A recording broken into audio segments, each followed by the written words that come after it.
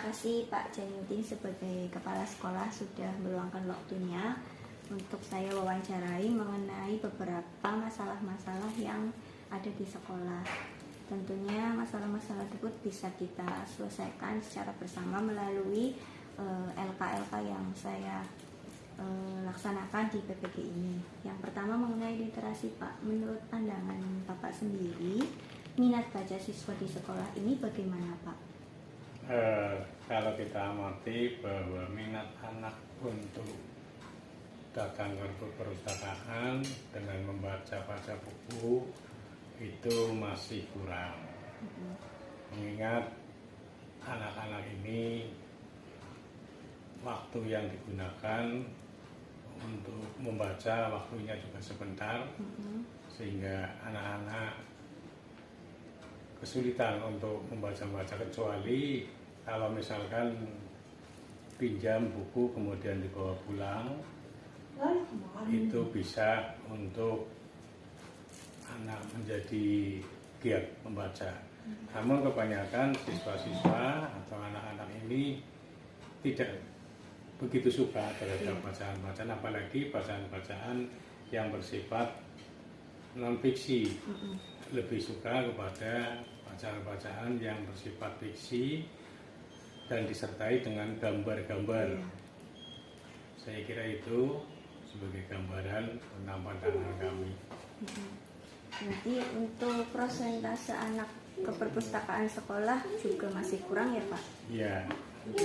Tapi kemarin saat saya lihat ada mobil perpustakaan keliling, anak lebih semangat dan tertarik untuk membaca di perpustakaan keliling. Itu bagaimana Ya, Pak? perpustakaan keliling itu kan juga dianjurkan dari kami selaku sekolah supaya anak-anak, karena buku-buku yang ada pada buku perpustakaan keliling itu adalah buku-buku yang belum pernah anak itu melihat, lain dengan yang ada di perpustakaan.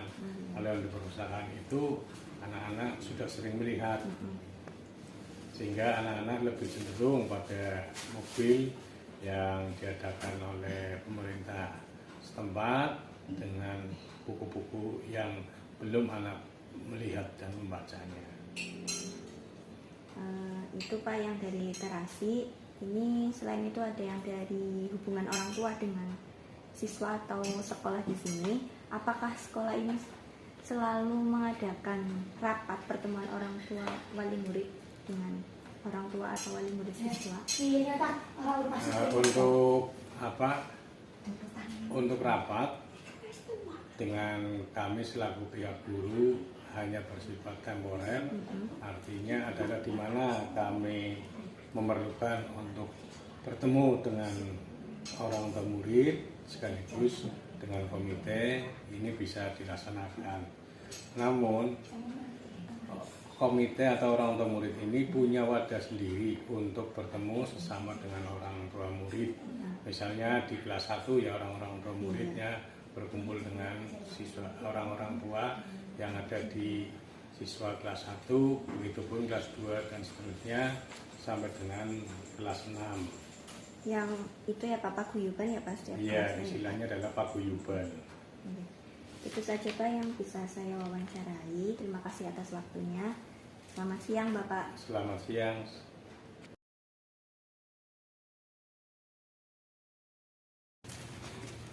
Ya baik Bapak, terima kasih atas waktunya. Saya mau wawancarai sebentar mengenai masalah pembelajaran di dalam kelas.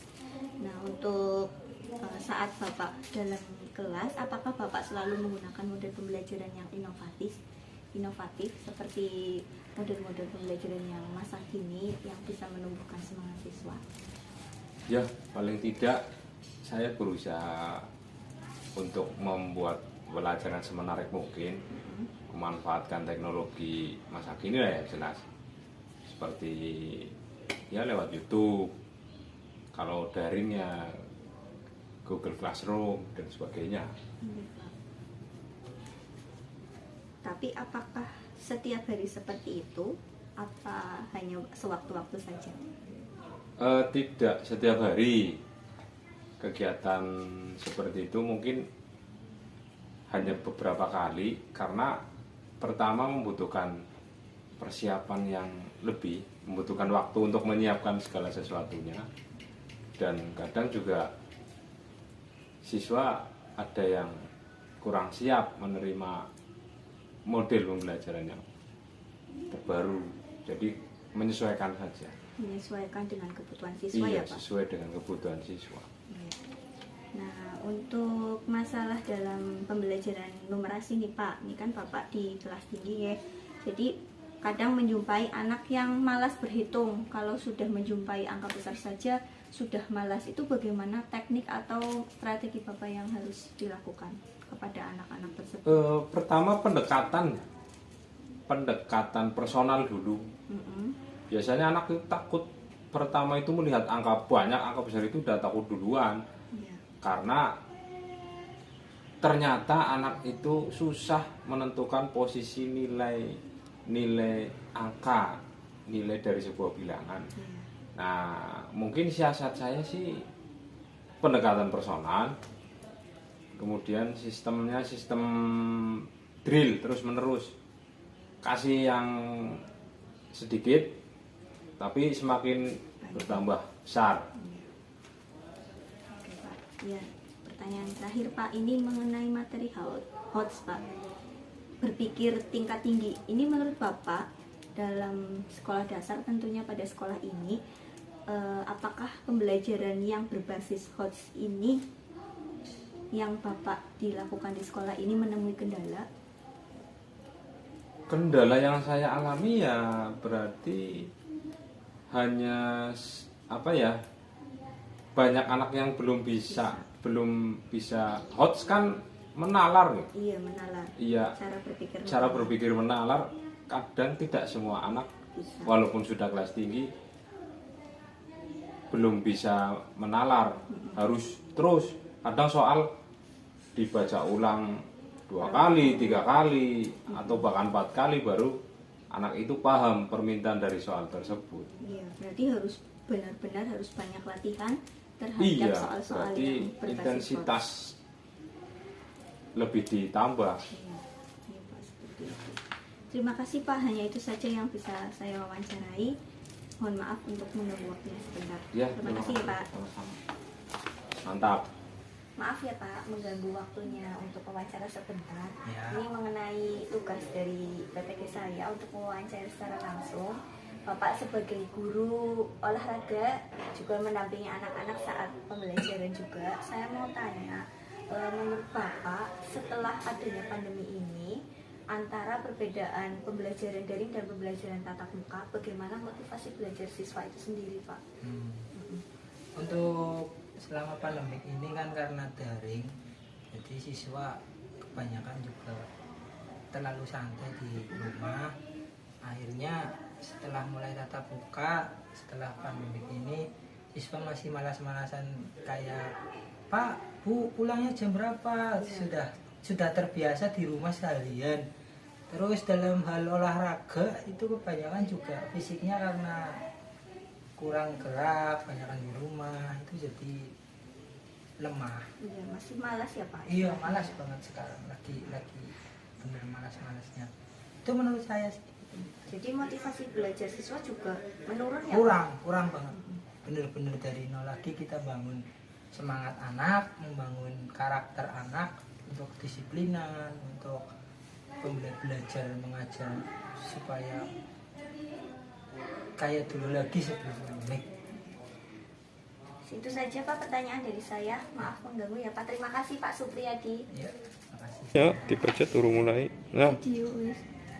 Ya, terima kasih waktunya Bu Endang sudah mau diwawancarai dengan saya mengenai masalah-masalah pembelajaran yang ada. Bu Endang tahu di era sekarang kan teknologi sudah maju ya. Iya. Apakah dalam pembelajaran Bu Endang menggunakan teknologi pembelajaran tersebut? Ya, untuk saya yang menjelang pensiun Iya. masih dalam sistem lama, tapi kadang-kadang juga saya menggunakan, walaupun tidak harus pakai LCD, pakai laptop ya, Iya. pakai laptop. Iya. Terus yang penting kan anak bisa membangkitkan belajar semangat anak, bisa mengikuti dengan baik. Kita guru memang mengajar juga perlu mendidik, dengan kita sistem pembelajaran seperti itu kita seperti paham juga pendekatan secara ini anak juga bisa mengikuti pelajaran ini karena kami juga termasuk golongan sudah mau pensiun tinggal 1 bulan 2 bulan lagi, tapi insya Allah dengan semangat saya bekerja anak semakin pandai bisa bersemangat mengikuti pelajaran yang ada. Ya, itu saja Bu Endang yang bisa saya wawancarai. Terima kasih atas waktunya Ibu. Ya, sama-sama. Ini atas waktunya bisa saya temui dan bisa saya untuk wawancarai berkaitan dengan masalah-masalah yang sering saya temui di sekolah saya. Saya sangat senang sekali bisa bertemu dengan guru penggerak seperti Bu Dewi. Ya, jadi saya bisa menambah ilmu atau wawasan dari Ibu mengenai hal-hal terkait dengan pembelajaran. Langsung saja ya Bu, mengenai pertanyaan yang pertama, bagaimana menurut pandangan Ibu mengenai penerapan model-model pembelajaran yang inovatif Bu? Menurut saya bagus sekali dilaksanakan dalam pembelajaran karena model-model pembelajaran yang inovatif siswa lebih bermotivasi dalam belajar sehingga hasil yang dicapai lebih optimal. Terlebih di masa sekarang Kementerian Pendidikan sedang menunjukkan kurikulum baru yaitu kurikulum Merdeka. Kurikulum Merdeka itu di mana pada kurikulum Merdeka sudah menerapkan student center, bukan lagi teacher center, sehingga semua aktivitas pembelajaran berpusat pada siswa. Apabila model pembelajaran inovatif digunakan guru, maka siswa lebih berperan aktif, bisa menggali potensi diri sendiri sehingga hasil belajar siswa lebih disiplin dalam kegiatan sehari-hari. Menurut saya, karena siswa bisa menggali potensinya sendiri, akhirnya bisa diaplikasikan langsung dalam kehidupan sehari-hari ya Bu. Kira-kira yang Ibu jumpai kan beberapa guru istilahnya masih enggan dalam menggunakan model pembelajaran ya Bu. Menurut Ibu, faktor-faktor yang mempengaruhi guru itu malas untuk menggunakan model-model belajar inovatif itu apa Bu?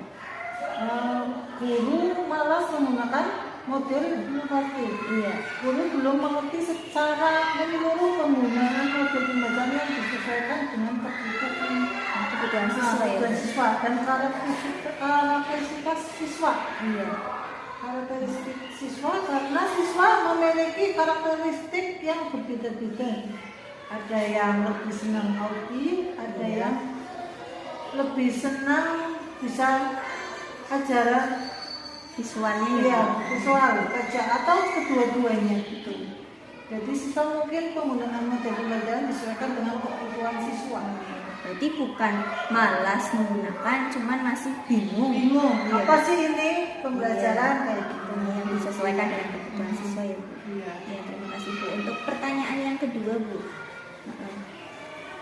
menurut pandangan Ibu sendiri mengenai literasi anak, terutama pada siswa SD ya Bu, yang sesuai dengan yang tingkatan Ibu mengajar sekolah dasar, itu bagaimana Bu? Tingkatan Iya, dasar. literasinya bagaimana? Literasinya dengan hasil PISA bahwa anak Indonesia dalam hal literasi masih rendah. Iya, masih rendah atau di bawah rata-rata terlebih dalam literasi terhadap buku bacaan. Faktor penyebabnya bisa dari dalam diri siswa, itu pun maupun dari luar. Aktivitas membaca bisa dilakukan melalui pembiasaan. Mungkin dalam hal ini guru kurang memberi kesempatan siswa untuk membaca atau memberikan kesempatan anak dalam 15 menit membaca sebelum pembelajaran. Berarti ada pembiasaan. Pembiasaan dulu ya. Kegiatan 15 menit membaca di awal pembelajaran dilakukan di dalam kelas PJOK baca. Pojok baca kelas. Iya, disediakan buku. Berarti solusinya itu bisa dilakukan dengan pembiasaan 15 menit sebelum pembelajaran ya. Di kelas disediakan buku. Iya, jadi pojok bacanya juga digunakan dengan baik. Untuk yang pertanyaan yang ketiga, Ibu, mengenai pandangan Ibu dalam pemanfaatan teknologi pembelajaran di era sekarang itu bagaimana, Bu? Teknologi yang sekarang berkembang pesat, sangat membantu guru dalam pembelajaran. Namun di sekolah saja sendiri belum semua bisa. Iya, guru Memakai teknologi. Karena ada yang belum bisa mengoperasi teknologi, ada yang lebih sering menggunakan teknologi dibandingkan dengan guru yang usianya lebih lanjut. Oh, berarti guru yang itu masih semangat ya menggunakan teknologi. Untuk pertanyaan yang terakhir, Bu, mengenai kesulitan belajar siswa, pasti dalam pembelajaran yang Ibu temui ada nggak, Bu, yang seperti itu, yang mengalami kesulitan belajar? Pasti ada dalam siswa yang kesulitan, pasti ada, karena saat pembelajaran tidak semua berjalan lancar. Sedangkan saya sendiri masih menjumpai siswa yang kesulitan belajar dalam suatu kelas pun bisa dikatakan tingkat pengetahuan siswa. Ada yang cepat menangkap pembelajaran, ada yang baru berulang, ya, baru bisa menerima dan paham dengan materi tersebut. Iya, jika seorang guru bisa mengetahui, mendiagnosis awal terhadap keadaan siswa tersebut, maka guru bisa memberikan pelajaran dengan teknik strategis yang sesuai dengan keadaan siswa tersebut. Berarti tergantung dari guru harus aktif gitu. Terima kasih, Ibu, atas kesempatan wawancara yang sudah saya berikan ke Ibu. Semoga melalui wawancara ini saya bisa mengambil pengetahuan yang lebih dari Ibu. Terima kasih, Bu, waktunya. Ya, Assalamualaikum, Ibu. Waalaikumsalam warahmatullahi. Dengan orang tuanya Mas siapa ya? Mas Galang. Ya, Mas Galang kelas 4 ya, 4. Iya. Nah, saya mau tanya lebih lanjut, Ibu. Sinten Ibu Siti. Ibu Siti. Iya, mau tanya lebih lanjut mengenai Mas Galang, karena saat saya beberapa minggu ya menjadi wali kelasnya Mas Galang, hampir mau setengah bulan ya, 2 minggu lebih. Nah, terlihat Mas Galang kalau ditanya dia nggak mau jawab. Itu pripun, Bu? Emang seperti itu atau gimana? Kalau di rumah sendiri? Kalau di rumah sendiri tak, kalau sama orang terdekat berani jawab. Tapi kalau di luar enggak. Oh gitu. Kurang enggak pede lah. Nggak pede. Nah, kalau di rumah kakak beradik berapa? Kakak beradik cuma 3. Mas Galang anak ke? Mas Galang anak terakhir. Oh, anak terakhir. Tapi sama kakak-kakaknya sering ngobrol atau Sama bercanda kakaknya, nggak? iya. Bercanda juga. Beranilah. Berani. Tapi kalau sama saudara ya, kayak Rizky itu kan Iya. saudara.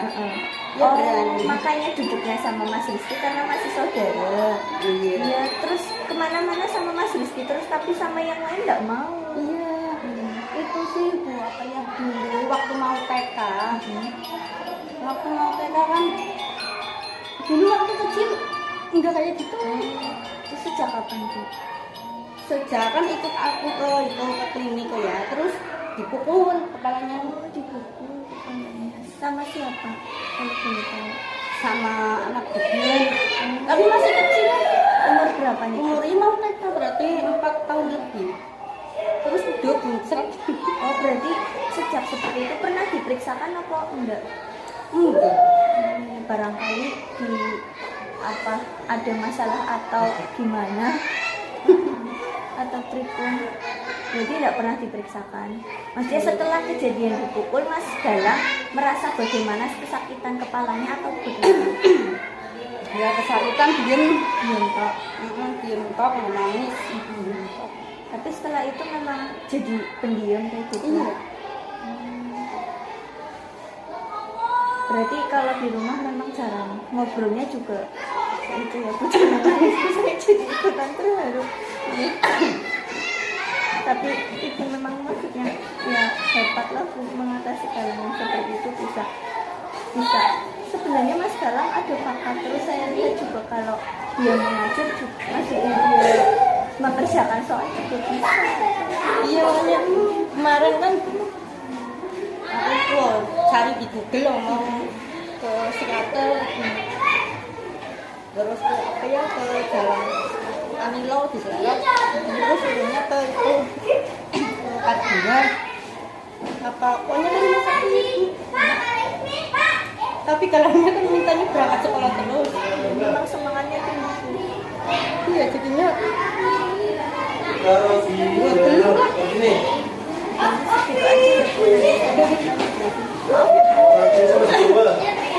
Sebenarnya siang Bu, maaf ganggu waktunya sebentar.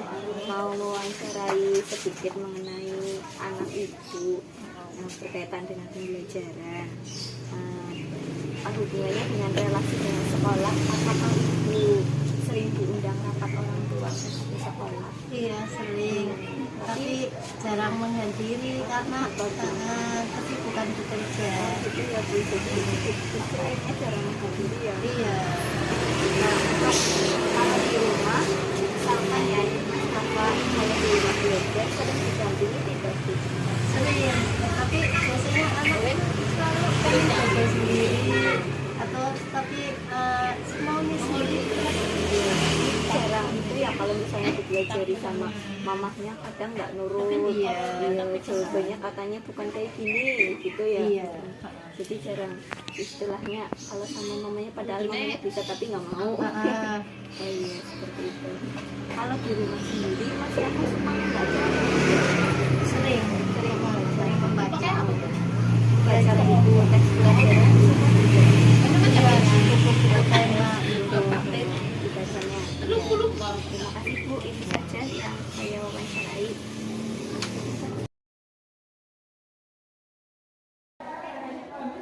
Namanya siapa ya? Galang. Nama panjangnya Galang siapa? Galang lagi. Galang Utomo. Galang sekarang kelas berapa? Kelas 4. Bu gurunya namanya siapa ya? Pak Jenudin kepala sekolahnya. Sekarang sama Bu Zahra. Iya pintar.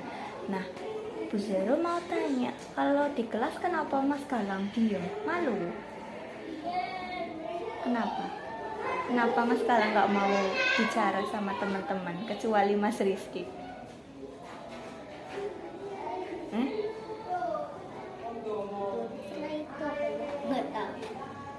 Mas Galang kalau misalkan nanti sama teman-temannya di kelas mau itu ya, mau ngomong ya? Iya? Mau? Iya. Kan Mas Galang sudah pinter, kalau ngerjain soal aja bisa. Berarti kalau misalkan Bu Guru mau minta Mas Galang ngomong di depan teman-teman, kalau Bu Guru jawab, Mas Galang mau ya ngomong ya? Berbicara ya? Mau nggak? Mau, sip, iya. Sekarang Bu Guru tanya, kalau di rumah Mas Galang temennya sama siapa saja?